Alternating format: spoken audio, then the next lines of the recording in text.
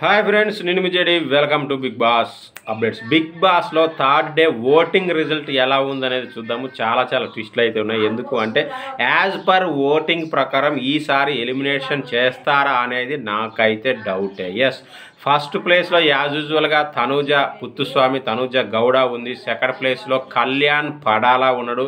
Third ప్లేస్లో దివ్య నిఖిత.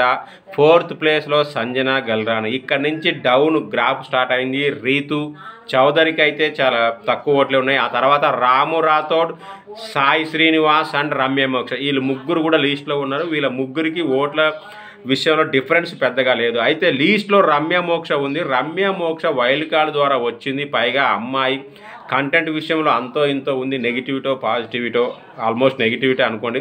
మరి అలాంటి కంటెంట్ క్రియేటర్ని బిగ్ బాస్ నుంచి ఎలిమినేట్ చేస్తారా ఇంత తొందరగా అనేది నాకు డౌట్.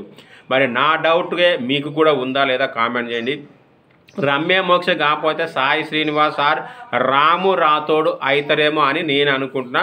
మరి మీరు ఎవరైతే బాగుంటుంది అనుకుంటున్నారో, బిగ్ బాస్ ఎవరిని చేస్తారో అనుకుంటున్నారో ఎగ్జాక్ట్గా కామెంట్ చేయండి. Thank you, bye.